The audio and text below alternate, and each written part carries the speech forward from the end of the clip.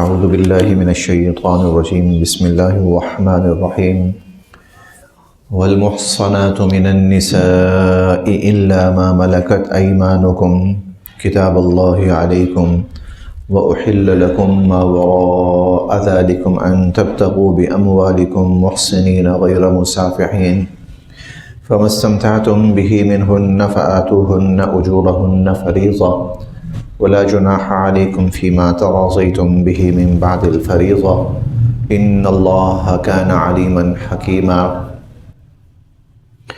والمحصنات اور شادی شدہ من النساء عورتیں، والمحصنات من النساء اور شادی شدہ عورتیں، اس کا تعلق پچھلے جملے سے ہے، پچھلی آیت سے۔ مضمون چلا آ رہا تھا کہ اللہ تعالیٰ نے تم پر کچھ رشتے حرام کیے ہیں، ان سے نکاح کرنا جائز نہیں ہے۔ ان میں سے کچھ رشتے جو تھے وہ نسب کے اعتبار سے تھے، خون اور نسب کے اعتبار سے، کچھ رشتے رضاعت کے اعتبار سے تھے، کچھ رشتے اس میں سے نکاح کے اعتبار سے تھے۔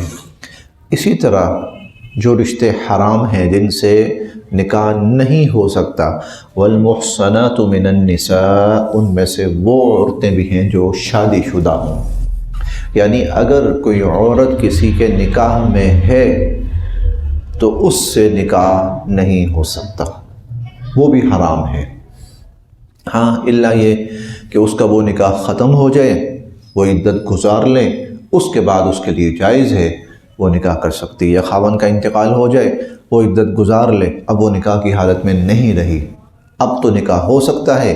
لیکن اگر عورت نکاح کی حالت میں ہو تو والمحصنات من النساء، جو شادی شدہ عورتیں ہیں وہ بھی تم پر حرام کی گئی ہیں، الا سوائے ما ملکت، کہ جو جن کے مالک ہوں ایمانکم، تمہارے دائیں ہاتھ، الا ما ملکت ایمانکم، سوائے ان کے جن کے تمہارے دائیں ہاتھ مالک ہوں۔ اس سے باندی مراد ہے۔ باندیوں کے ساتھ کچھ استثنائی صورت ہوتی تھی۔ اب اس وقت چونکہ وہ جو باندی ہے شرعاً اس کا کوئی دنیا کے اندر تصور ہی نہیں ہے، دنیا کے اندر وہ چیز موجود ہی نہیں ہے، اس وقت یہ چیز باندی موجود نہیں ہے۔ جو گھریلو ملازمہ ہوتی ہے قطعاً وہ باندی نہیں ہے، وہ قطعاً باندی نہیں ہے۔ امیر ہو غریب ہو، جو گھریلو ملازمہ، اس کے اوپر کوئی باندی والے احکامات، وہ بالکل ایک مکمل باقاعدہ آزاد عورت کے حکم میں ہے۔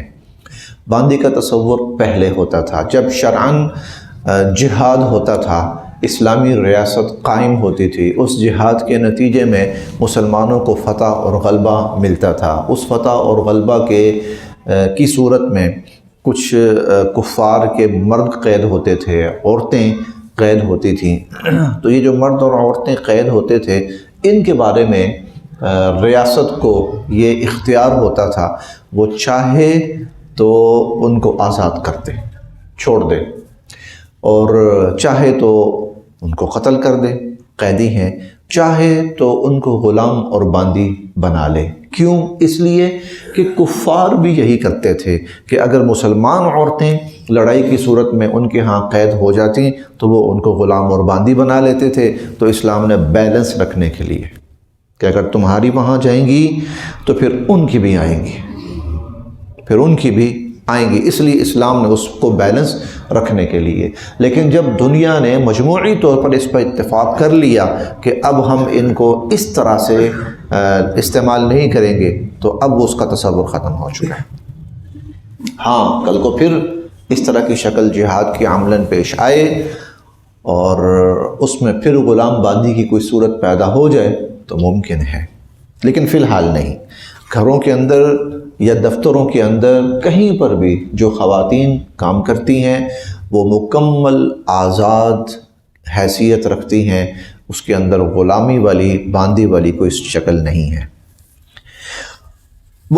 کتاب اللہ یہ فرض کیا گیا ہے اللہ کی طرف سے علیکم تم پر، یعنی یہ جو حرمت کے احکامات تم نے پڑھے ہیں کتاب اللہ علیکم، یہ اللہ تعالیٰ کی طرف سے تم پر فرض کیے گئے ہیں۔ وَأُحِلَّ اور حلال کیے گئے ہیں، وَأُحِلَّ اور حلال کیے گئے ہیں، لَكُمْ تمہارے لیے، ما جو، وراء علاوہ ہیں، ذالکم ان کے، وَأُحِلَّ لَكُمْ مَا وَرَاءَ ذَلِكُمْ جو ان کے علاوہ رشتے ہیں وہ تمہارے لیے حلال کیے گئے ہیں۔ یعنی یہ رشتے ہیں جن سے نکاح وقتی طور پر یا مستقل طور پر ابدی طور پر نہیں ہو سکتا، باقی ان کے علاوہ سب رشتے حلال ہیں۔ دیکھا جائے تو یہ کل رشتے بمشکل 15-20 بنتے ہوں گے، بمشکل 15-20۔ رضاعت والی صورت تو شاذ و نادر کہیں ہو تو ہو، نارملی 2 ہی ہوتے ہیں، ایک نسبی رشتے ہیں اور نسب کے اندر والدہ، دادی، نانی اور بہنیں، بیٹیاں، پوتیاں، نواسیاں، بھتیجیاں، بھانجیاں، بس یہی نسب کے اندر پھپھی ہے، یہ نسب کے اندر یہی رشتے ہیں۔ اور اس کے علاوہ نکاح کے اندر ساس ہے اور بیوی کی ہمشیرہ ہے، بس یہی 2 رشتے ہیں۔ اور اس کے علاوہ شاید کوئی اکا دکا اور رشتے بن جائیں، بمشکل یہ 20 خواتین، 25 لگا لیں، چلیں کوئی آدمی بہت کثیر العیال ہے 30 لگا لیں، 40 لگا لیں، 50 لگا لیں، زیادہ سے زیادہ 50 خواتین دنیا میں ایسی ہوں گی کہ جن سے نکاح جائز نہیں ہے۔ باقی ان 50 کے علاوہ شادی شدہ عورتیں ہوں گی وہ، اور شادی شدہ اور 50 ان کے علاوہ باقی دنیا کی ہر عورت جو مسلمان ہو، مسلمان کے لیے حلال ہے، اور ان کی تعداد کروڑوں میں ہوگی، کروڑوں میں، ان کی تعداد کروڑوں میں ہوگی۔ وَأُحِلَّ لَكُمْ مَا وَرَاءَ ذَلِكُمْ اس کے علاوہ جتنے بھی رشتے ہیں وہ تمہارے لیے، جتنی بھی عورتیں ہیں وہ تمہارے لیے حلال کی گئی ہیں۔ أَن تَبْتَغُوا کہ تم ان کو حاصل کرو، بِأَمْوَالِكُمْ اپنے مالوں کے ساتھ، تم ان کو حاصل کرو اپنے مالوں کے ساتھ۔ اب مال جو ہے وہ حق مال ہے کہ تم ان سے نکاح کرو اپنے، اب وہ نکاح والا لفظ آگے آ رہا ہے، اس لیے تب تک وہ جو ہے نا، انسان تلاش کرتا ہے نا، ابتغاء تلاش، کہ تم ان کو تلاش کرو، ڈھونڈو اپنے لیے مالوں کے ساتھ۔ محسنین غیر مصافحین، محسنین پاک دامنی حاصل کرنے کے لیے، محسنین پاک دامنی حاصل کرنے کے لیے، غیر نہ کہ مصافحین صرف لذت حاصل کرنے کے لیے، پاک دامنی حاصل کرنے کے لیے، نہ کہ صرف لذت حاصل کرنے کے لیے۔ یعنی انسان نکاح کرے تو مقصد یہ ہو کہ میری عزت محفوظ ہو جائے، میں کسی گناہ کے اندر کہیں مبتلا نہ ہو جاؤں۔ مرد بھی اسی نیت سے اور عورت بھی اسی نیت سے نکاح کرے کہ اللہ کرے میری عزت محفوظ ہو جائے، میں کسی گناہ میں مبتلا نہ ہو جاؤں۔ غیر مصافحین، نہ کہ محض لذت حاصل کرنے کے لیے، یعنی نکاح کے وقت مقصد ذہن میں یہ نہ ہو، اس میں پتہ کیا ہے، اگر نیت یہ ہو نا صرف لذت حاصل کرنے کے لیے، تو 2 ماہ 3 ماہ 4 ماہ 1 سال، اس کے بعد بندہ کہے گا نہیں یار مزہ ختم، اب کیا ہے، کوئی اور سلسلہ شروع کیا جائے، پھر کبھی حلال اور حلال نہیں تو پھر حرام۔ محسنین پاک دامنی کے لیے، یہ لفظ احسان سے ہے، احسان صاد کے ساتھ، ایک احسان سین کے ساتھ ہوتا ہے نا، محسنین احسان سے ہے۔ احسان کا مطلب ہوتا ہے قلعے کے اندر بند ہو کر محفوظ ہو جانا، قلعے کے اندر بند ہو کر محفوظ ہو جانا۔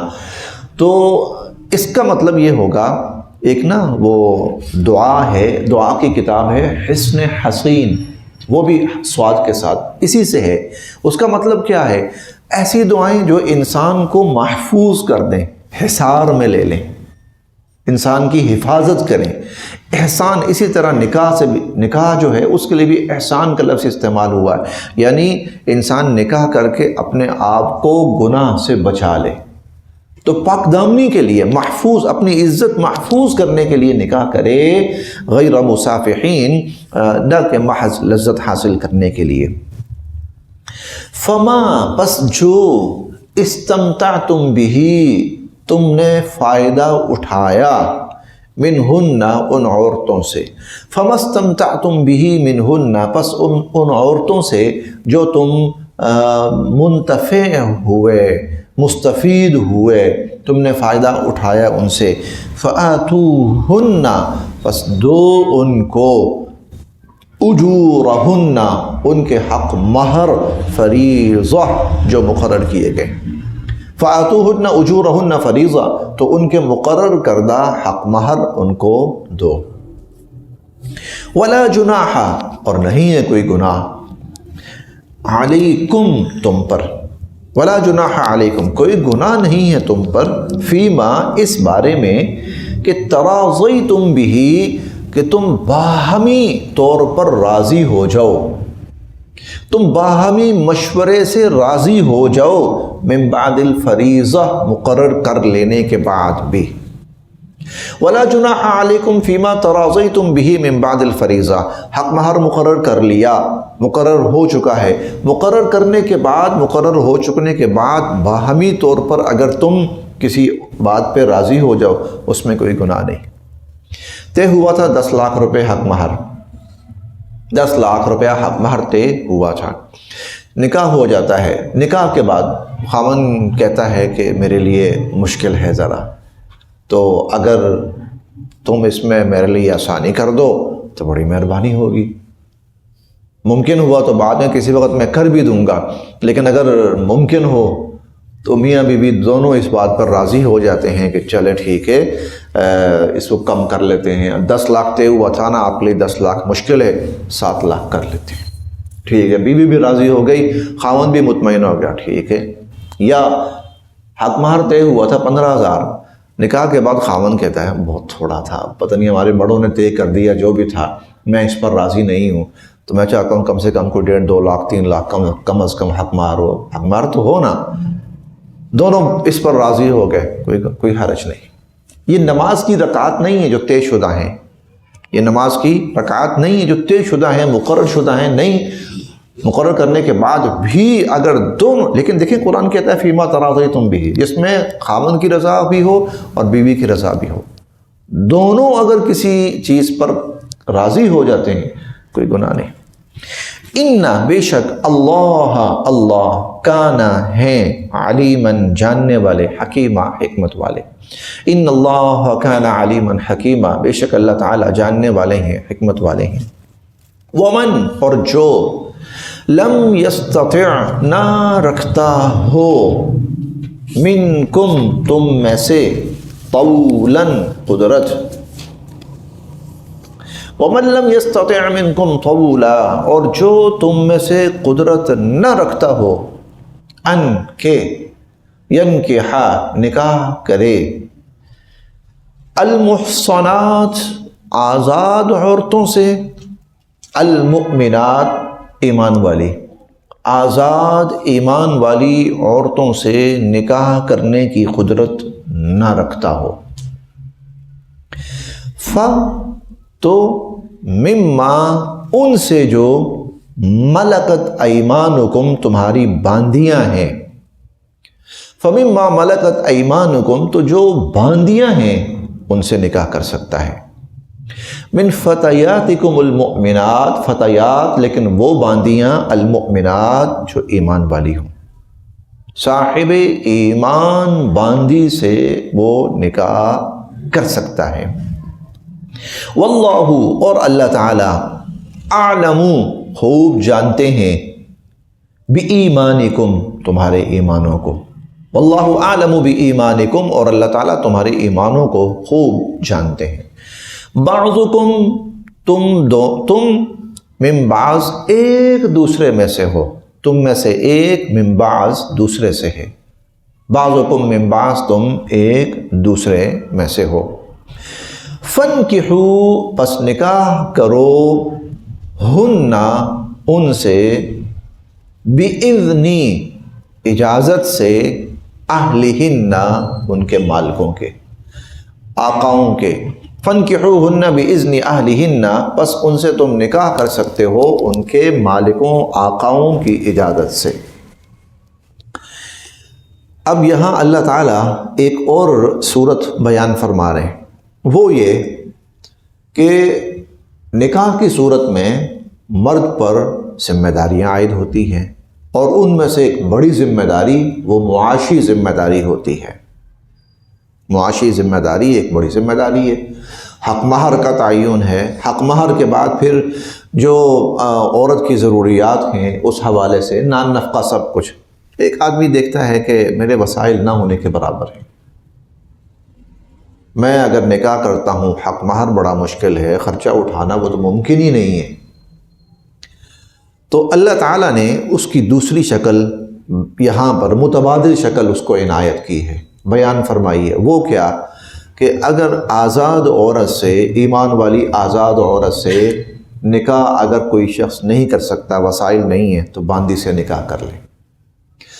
باندی سے نکاح کرنے کی صورت میں حق مہر جو ہے بے شک وہ دینا پڑتا ہے، لیکن وہ کم حق مہر کی بھی اس میں بہت گنجائش ہے، جو آزاد عورت کو دیا جاتا ہے اس کی نسبت آدھا۔ پھر یہ ہے کہ وہ جو باندی ہے وہ چونکہ کسی کے ہاں کام کرتی ہے، کسی کی باندی ہے، تو اس کے ہاں اس کی رہائش، ملازمت، کھانا پینا کافی اس کے پاس گنجائش ہوگی، لہٰذا یہ خرچہ بھی اس کے اوپر کم سے کم پڑے گا، رہائش کا خرچہ بھی کم سے کم پڑے گا، کھانے پینے کا خرچہ بھی کم سے کم پڑے گا۔ تو اس صورت میں باندی کے ساتھ نکاح کرنے کی صورت میں وہ جو مالی مسئلہ اس پر پڑ رہا تھا وہ حل ہو جائے گا۔ لہٰذا اگر کوئی آزاد صاحب ایمان عورت سے نکاح نہیں کر سکتا تو وہ کسی صاحب ایمان باندی سے نکاح کر لے۔ اب دیکھیے پھر، وَمَن لَّمْ يَسْتَطِعْ مِنْكُمْ طَوْلًا، تم میں سے جو قدرت نہیں رکھتا، أَن يَنْكِحَ الْمُحْصَنَاتِ الْمُؤْمِنَاتِ، کہ صاحب ایمان عورتوں سے نکاح کرے۔ يَنْكِحَ الْمُحْصَنَاتِ، محصنات المؤمنات، صاحب ایمان۔ اب پھر وہ محصنات کا لفظ آ رہا ہے، محصنات پاک دامن، پاک دامن عورتیں، محصنات پاک دامن۔ اور پیچھے ہم نے شادی شدہ عورت کے لیے بھی محصنات کا لفظ پڑھا ہے، والمحصنات من النساء، اور شادی شدہ عورتیں۔ کیوں؟ بھائی نکاح کا مقصد ہی، شادی کا مقصد ہی پاک دامنی ہے، تو جو شادی شدہ ہے وہ پاک دامن ہوگی، اسے پاک دامن ہونا چاہیے۔ اور اللہ تعالیٰ بار بار یہ لفظ بیان فرما رہے ہیں کہ نکاح کا مقصد یہی ہوتا ہے کہ انسان پاک دامنی اختیار کرے اور وہ پاک دامن ہو۔ اس لیے آپ دیکھیں کہ اسلام نے کموارہ شخص زنا کرے اس کی سزا اور رکھی ہے، شادی شدہ زنا کرے اس کی سزا اور رکھی ہے۔ کموارہ زنا کرے تو اس کی سزا کوڑے ہے، 100 کوڑے، اور شادی شدہ زنا کرے تو اس کی سزا موت ہے، اور وہ بھی پتھر مار مار کے سنسار۔ کہ نکاح کا مقصد پاک دامنی ہے، تو جو نکاح کر کے بھی پاک دامنی نہیں اختیار کرتا تو وہ تو پھر زندہ رہنے کے قابل نہیں ہے، اس نے تو نکاح کا مقصد ہی فوت کر دیا اور ختم کر دیا۔ تو ان ينكح المحصنات المؤمنات، کہ وہ پاک دامن ایمان والی عورتوں سے نکاح کرنے کی قدرت نہیں رکھتا، تو فمما ملکت ایمانکم، تو پھر جو تمہاری باندیاں ہیں، من فتیاتکم المؤمنات، ایک صاحب ایمان باندیوں میں سے وہ کسی سے نکاح کر لے۔ واللہ اعلم بایمانکم، اچھا اصل جو مدار ہے نا وہ تو ہے ایمان، اصل جو مدار ہے انسانی افضلیت کا، جو فضیلت کا مدار ہے وہ ایمان ہے۔ ہو سکتا ہے وہ باندی ہونے کے باوجود تم سے زیادہ صاحب ایمان ہو۔ واللہ اعلم بایمانکم، تمہارے ایمانوں کو اللہ خوب جانتے ہیں۔ بعضکم من بعض، باقی یہ ہے کہ اس وقت وہ عورت تھوڑا سا معاشرتی اعتبار سے، تھوڑا سا اس کا سٹیٹس ڈاؤن ہے، باندی یا غلام معاشرتی اعتبار سے تھوڑا سا اس کا سٹیٹس ڈاؤن ہے، یہ ایک وقتی مجبوری ہے۔ باقی بعضکم من بعض، ہو تم سب انسان ایک دوسرے میں سے باندی بھی انسان ہے اور جو آزاد ہے وہ بھی انسان ہے۔ افضلیت کا جو معیار ایمان ہے، ہو سکتا ہے ایمان میں وہ تم سے آگے ہو، رہ گیا معاملہ کہ تم آزاد ہو وہ غلام ہے، وقتی وجہ ہے، باقی انسان ہونے میں تو برابر ہو۔ بعضکم من بعض فانکحوہن بإذن اہلہن، ہاں ان سے تم نکاح کر سکتے ہو ان کے مالکوں کی اجازت سے۔ وہ کسی کی باندی ہے نا تو اس کے مالک سے اجازت لو اور اس کے مالک کی اجازت سے تم ان سے نکاح کر سکتے ہو۔ وآتوہن، اور دو ان کو، اجورہن، ان کے حق مہر، بالمعروف جو مقرر ہوئے، جو حق مہر بھی مقرر ہوا وہ دینا ہے۔ بے شک باندھی ہے، تھوڑا مقرر ہوا ہے، اس کے چونکہ اس کا معاشرتی سٹیٹس تھوڑا سا کم ہے تو کم طے ہوا ہے، لیکن دو۔ محصنات، یہاں پر بھی وہی بات ہے، بھلے سے باندھی سے کرو لیکن محصنات، پاک دامنی حاصل کرنے کے لیے، غیر مصافحات، نہ کہ محض وقتی لذت کے لیے، ولا، اور نہ ہی متخذات، بنے، بالاخدان، خفیہ طور پر تعلقات بنانے والے۔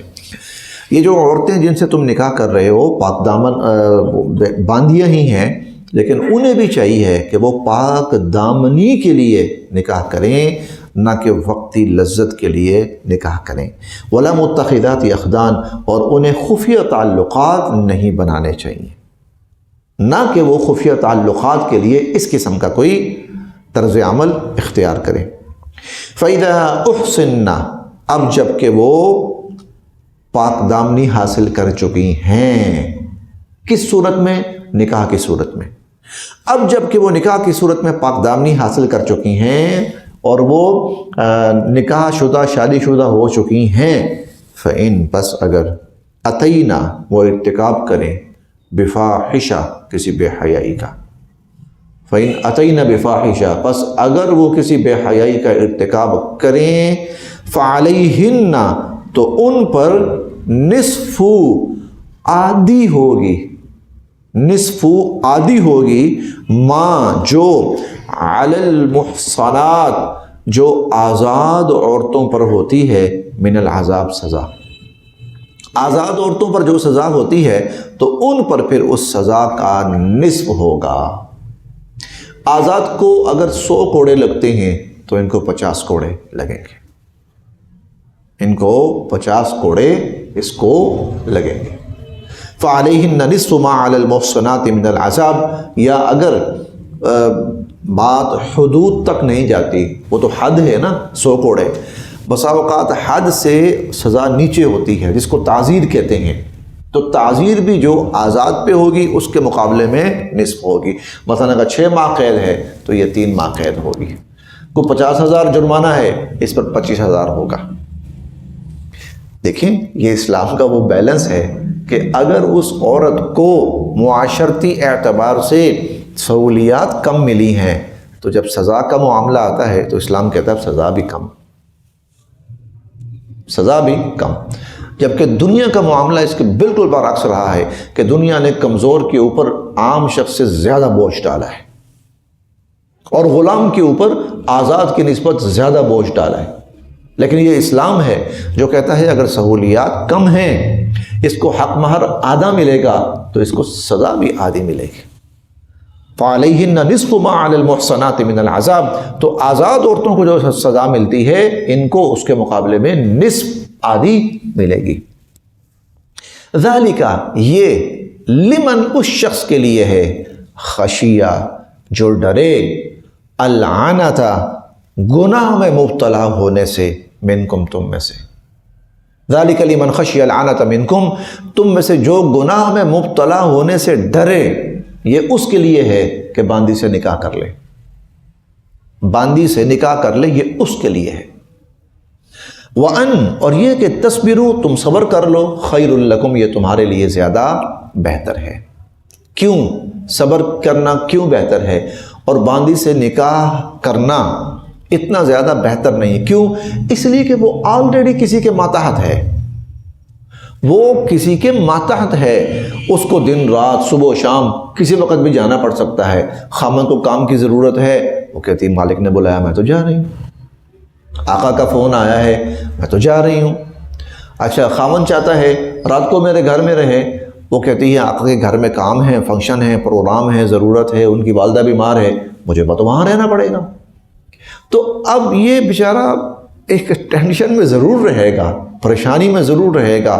اس لیے اللہ تعالیٰ فرماتے ہیں اگر صبر ہو سکتا ہے تو بہت بہتر ہے، لیکن اگر یہ ہو کہ بھائی حالات اتنے خراب ہیں، میں جوان ہوں، اللہ نے صحت دی ہے، طاقت دی ہے، اگر اگلے 2-4 ماہ میں میرا نکاح نہ ہوا تو میں تو زنا میں مبتلا ہو جاؤں گا، اگر ایسی صورت ہے تو اللہ فرماتے ہیں پھر اس سے باندی سے نکاح کر لیں۔ زنا میں مبتلا ہونے سے کہیں بہتر ہے کہ باندی سے نکاح کر لیں۔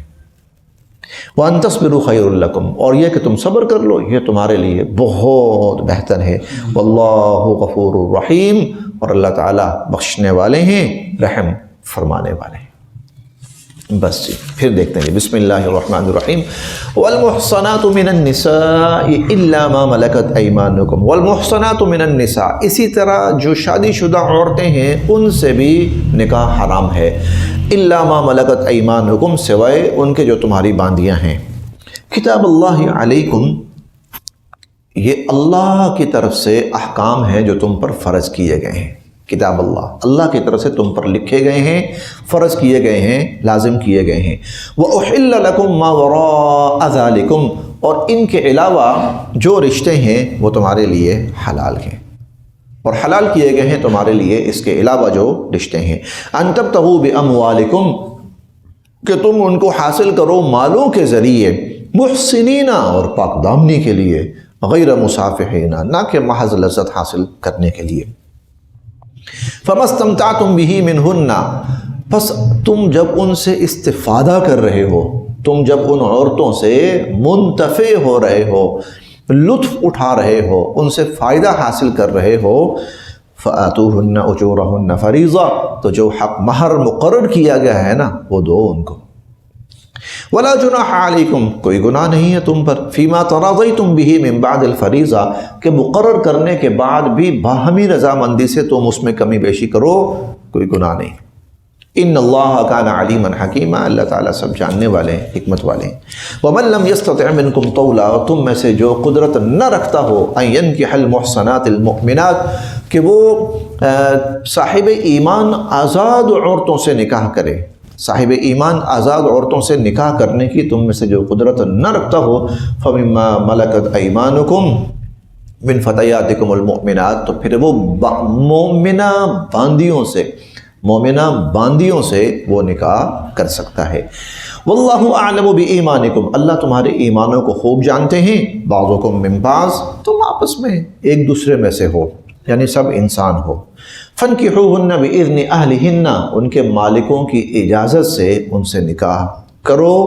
محصنات، اور وہ جو عورتیں ہیں وہ بھی پاک دامنی اختیار کرنے والی ہوں، غیر مصافحات، نہ کہ محض وہ وقتی لذت حاصل کرنے والی ہو، ولا متخذات اخدان، اور نہ ہی وہ خفیہ تعلقات بنانے والی ہو۔ فَإِذَا أُحْسِنَّ، اب جب وہ نکاح کی قید میں آ چکی ہیں، رشتہ نکاح میں آ چکی ہیں، یا نکاح کے حصار میں آ چکی ہیں، فَإِنْ أَتَيْنَا، پس اگر وہ ارتکاب کریں بفاحشۃ، کسی بے حیائی کا، فَعَلَيْهِنَّ نِصْفُ مَا عَلَى الْمُحْصَنَاتِ مِنَ الْعَذَابِ، تو آزاد عورتوں کی نسبت ان پر سزا بھی عادی ہوگی۔ ذالک، باندیوں سے نکاح کرنے کا حکم ان کے لیے ہے، خشی العنۃ منکم، جو گناہ میں مبتلا ہونے سے ڈرے۔ وَأَن تَصْبِرُوا خَيْرٌ لَكُمْ، اور اگر تم صبر کر لو تو یہ تمہارے لیے بہت بہتر ہے۔ واللہ غفور رحیم، اور اللہ تعالیٰ بخشنے والے ہیں، رحم فرمانے والے ہیں۔ صدق اللہ العظیم۔